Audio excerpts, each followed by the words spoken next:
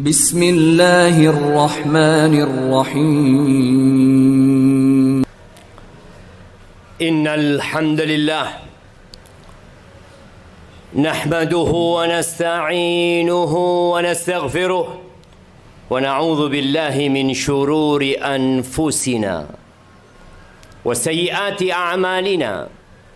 Man yahdihillahu fala mudilla lahu ومن يضلل فلا هادي له وأشهد أن لا إله إلا الله وحده لا شريك له وأشهد أن محمدا عبده ورسوله وحبيبه وخليله صلوات ربي وسلامه وبركاته عليه وعلى آله وأصحابه أجمعين أما بعد فيا عباد الله أوصيكم ونفسي بتقوى الله فقد فاز المتقون قال الله تبارك وتعالى في القرآن العظيم يا أيها الذين آمنوا اتقوا الله حق تقاته ولا تموتن إلا وأنتم مسلمون. Wahai hamba-hamba Allah, berulang kali Allah memanggil hamba-hambanya yang beriman secara khusus. Kalau kita membuka lembaran-lembaran Al-Quran, kita akan mendapatkan panggilan ya ayyuhan nas, wahai umat manusia. Kita akan mendapati panggilan ya ayyuhal insan, wahai insan.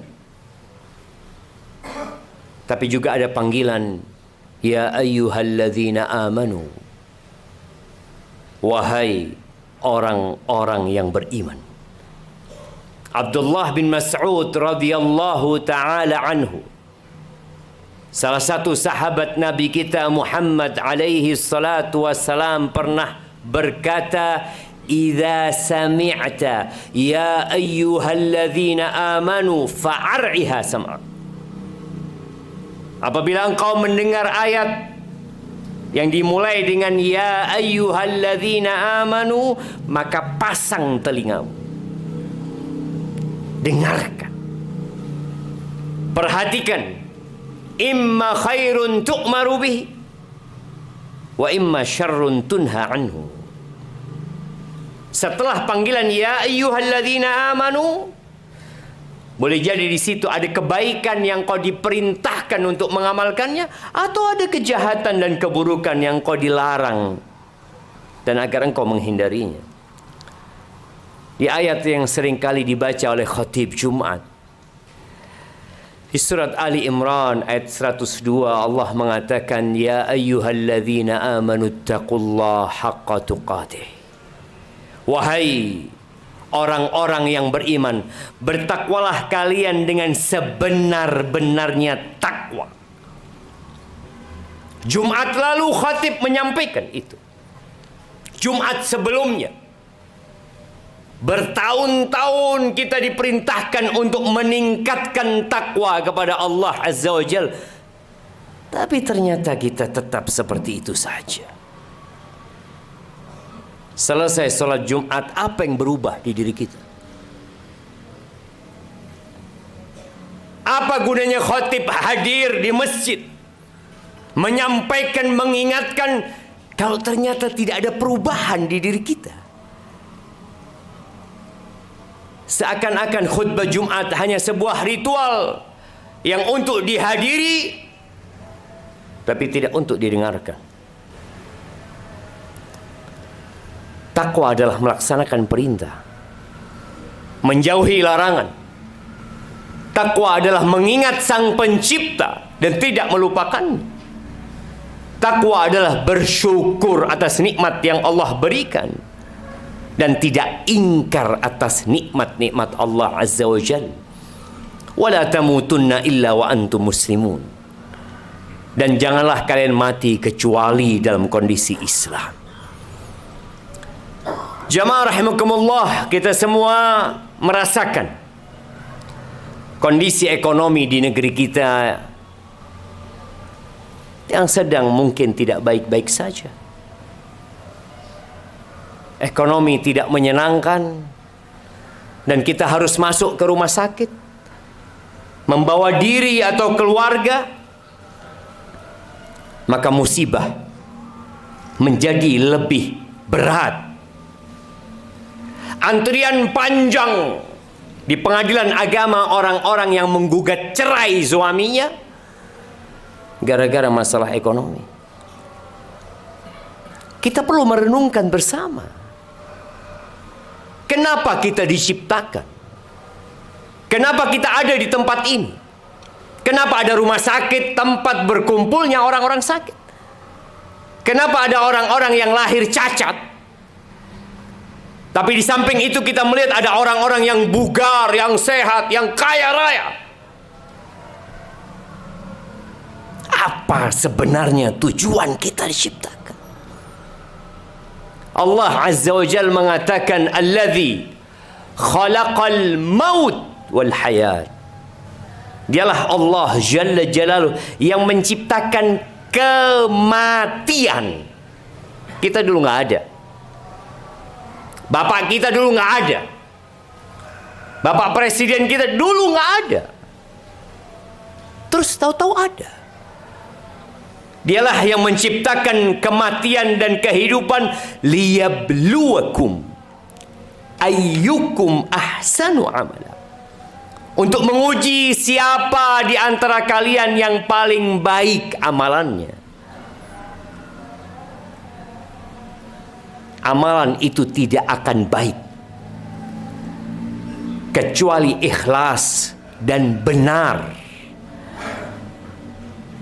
Ikhlas artinya ibtigha mardatillah tabaraka wa ta'ala, berharap keridhaan Allah, tidak mencampur amalannya dengan urusan dunia, pujian dan sanjungan dari manusia. Dia beramal hanya untuk Allah dan amalannya sesuai dengan aturan syariat.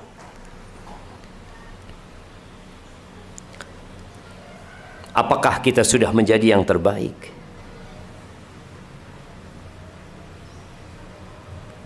Allah tidak menciptakan kita untuk menjadi yang terkaya, untuk menjadi yang tersukses, untuk menjadi yang paling tinggi jabatannya. Bagaimana kita mendidik anak-anak kita untuk menjadi orang pintar?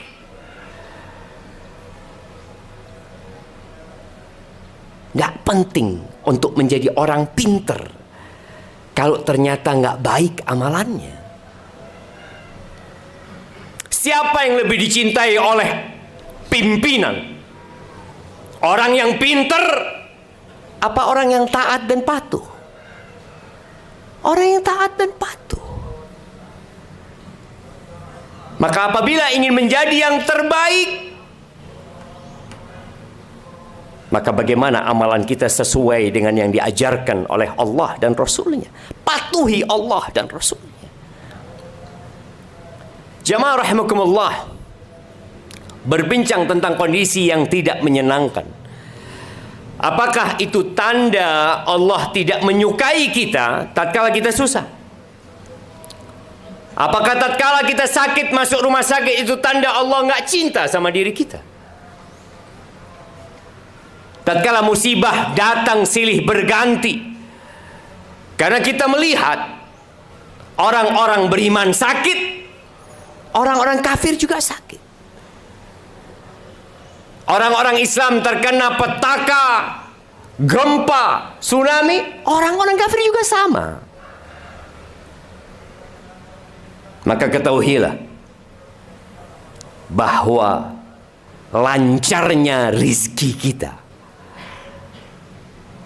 tingginya jabatan kita, itu bukan tanda Allah cinta sama kita. Orang-orang yang tidak beriman, orang-orang yang menjadikan dunia sebagai ambisinya, dari pagi sampai malam, malam sampai pagi yang dia pikirkan hanya dunia, yang dia tahu cepat atau lambat dia akan meninggalkan dunia. Allah mengatakan tentang mereka, fa ammal insan idza mabtalahu rabbuhu fa akramahu wa na'amahu fayaqul rabbi akraman. Adapun manusia yang tidak beriman ini, kalau dikasih balak sama Allah, tapi bentuk balaknya kemuliaan, kehormatan, kesuksesan. Apa kata dia? Rabbi akraman, Tuhanku memuliakanku. Dia menjadikan harta sebagai tolok ukur dia orang mulia. Dan Tuhannya memuliakan dia. Wa amma idza mabtalahu faqadara alaihi rizqah fayaqulu rabbi ahanan.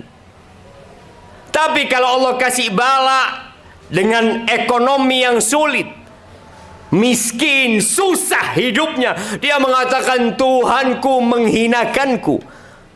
Kata Allah, kalla. Bukan itu tolak ukurnya, bukan itu standarnya. Jamaah, dunia dan isinya itu di sisi Allah tidak lebih dari satu sayap nyamuk. Dunia yang sekarang diperebutkan oleh 8 miliar manusia itu tidak lebih dari bangkai anak kambing. Nabi alaihi salatu wasallam menggambarkan tentang dunia ini seperti seorang yang mencelupkan tangannya di samudra. Dia celupkan tangannya di lautan. Mungkin sebagian kita berangkat ke Papuma, berangkat ke Puger, masukkan tanganmu ke dalam lautan, lalu angkat, dan engkau lihat yang tersisa di jarimu. Hadhihi dunya. Tetesan yang ada di jarimu, itulah dunia. Dan samudra itu adalah akhirat. Lalu Allah menjadikan yang setetes itu sebagai tanda kecintaan Allah. Bahkan boleh jadi musibah yang menimpa seorang ketika dikasih sakit, seorang ketika dikasih musibah ekonomi yang sulit, di PHK, diberhentikan dari tempat kerjanya. Boleh jadi itu tanda cinta Allah Azza wa Jalla agar kita sadar bahwa dunia ini hina. Bahkan kata Nabi alaihi salatu wassalam, "Idza ahabballahu 'abdan ibtalah." Kalau Allah cinta kepada hambanya, Allah kasih balak dalam hidupnya.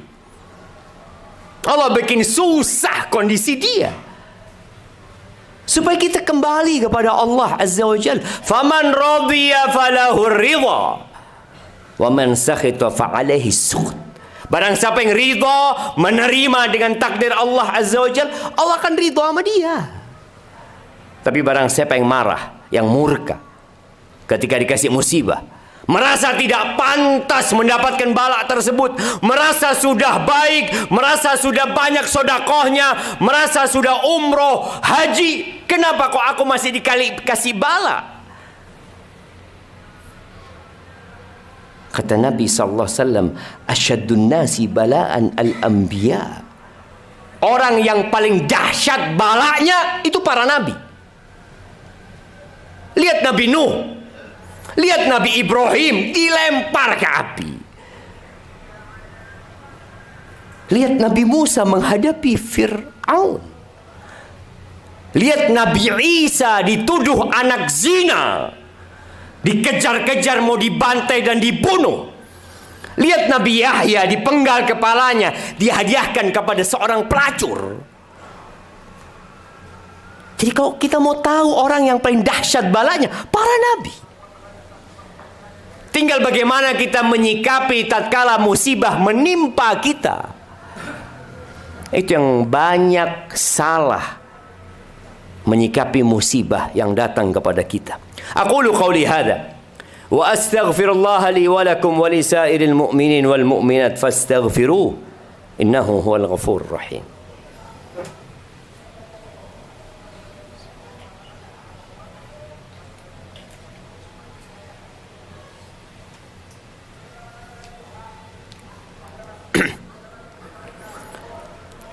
Alhamdulillahi wa kafa.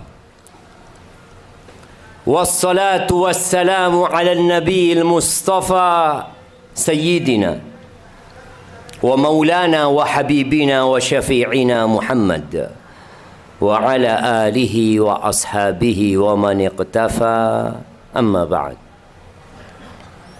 Jamaah rahimakumullah, Allah mengatakan wala nabluwannakum bi syai'in minal khauf.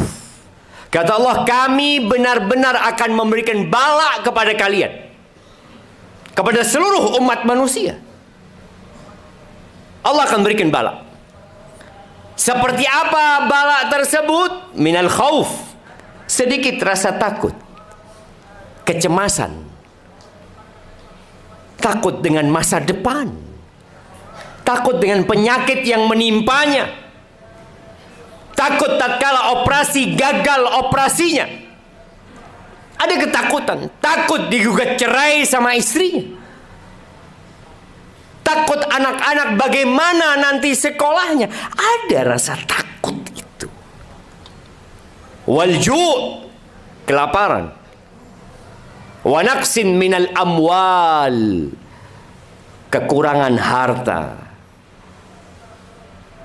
Dulu uang 20.000 beli bensin, beli Pertamax cukup. Sekarang nggak cukup. Gaji kita tetap, barang-barang naik. Itu ujian dari Allah Azza wa Jal, bala yang Allah turunkan. Minal amwali wal anfusi wal thamarat, kekurangan orang-orang yang dicintai. Datang ke rumah sakit membawa orang tuanya, membawa anaknya, membawa keluarganya, dengan harapan tuh orang pulang ke rumahnya, ternyata yang pulang jenazahnya. Allah berikan bala tersebut. Lalu Allah mengatakan wabasyiris sabirin, berikan kabar gembira kepada orang-orang yang bersabar. Orang kafir dikasih bala, orang mukmin dikasih bala. Tapi orang mukmin bersabar. Ketika dia punya masalah, ketika musibah datang menimpa, yang dia ingat adalah Sang Pencipta. Alladzina idza asabathum musibah qalu inna lillahi wa inna ilaihi raji'un. Ketika musibah menimpa dia, yang pertama dia katakan inna lillahi, sesungguhnya kami milik Allah. Sebagian kaum muslimin salah kaprah, berpendapat bahwa inna lillahi ucapan kalau ada orang yang meninggal. Innalillah ucapan kalau engkau terkena musibah. Apapun musibah, anaknya sakit, katakan innalillah wa inna ilaihi raji'un. Ekonomi sulit, katakan innalillah, sesungguhnya kami milik Allah. Wa inna ilaihi raji'un, kita akan kembali kepada Allah Azza wa Jalla. Yang punya bumi ini Allah, yang punya langit itu Allah, yang menurunkan hujan itu Allah, yang mengeluarkan dari bumi ini minyak itu Allah Azza wa Jal, yang menjadikan keluarga kita sakit ya Allah, yang menyembuhkan bukan dokter, Allah yang menyembuhkan. Tapi sebagian kita musibah menimpa, dia lupa mengatakan inna lillah, karena dia berpikir ini ucapan untuk kalau ada orang mati saja. Orang mati musibah kita katakan innalillah. Kebakaran kita katakan innalillah. Tahu-tahu surat PHK turun katakan innalillah. Tahu-tahu panggilan dari pengadilan agama tuntutan perceraian katakan innalillah wa inna ilaihi raji'un. Tatkala kita mengatakan dengan meyakini ulaika alaihim salawatu min rabbihim, maka orang itu akan mendapatkan salawat dari Tuhan mereka. Wa rahmah, musibah jadi rahmat buat dirinya. Wa ulaika humul muhtadun, mereka adalah orang-orang yang mendapatkan petunjuk dari Allah Subhanahu wa taala. Jamaah rahimakumullah, hari ini hari Jumat, hari yang penuh dengan berkah. Harinya bersalawat kepada Nabi alaihi salatu wassalam. Harinya berdoa memohon kepada Sang Pencipta. Jangan sampai Jumat hari ini seperti Jumat yang lalu. usahakan Jumat ini lebih baik, diisi dengan salawat dan doa. Innallaha wa malaikatahu yusalluna 'alan nabi ya ayyuhalladzina amanu sallu 'alaihi wa sallimu taslima. Allahumma salli wa sallim wa zid wa barik wa an'im 'ala 'abdika wa rasulika سيدنا ومولانا محمد وعلى آله وأصحابه أجمعين. اللهم اغفر للمؤمنين والمؤمنات والمسلمين والمسلمات الأحياء منهم والأموات إنك سميع قريب مجيب الدعوات. اللهم أصلح ولي أمرنا وولاة أمور المسلمين. اللهم أصلح ولي أمرنا وولاة أمور المسلمين. اللهم أصلح ولي أمرنا وولاة أمور المسلمين. اللهم حبب إلينا الإيمان وزينه في قلوبنا وكره إلينا الكفر والفسوق والعصيان واجعلنا من الراشدين. ربنا آتنا في الدنيا حسنة وفي الآخرة حسنة وقنا عذاب النار. وسبحان ربك رب العزة عما يصفون وسلام على المرسلين والحمد لله رب العالمين. أقم الصلاة.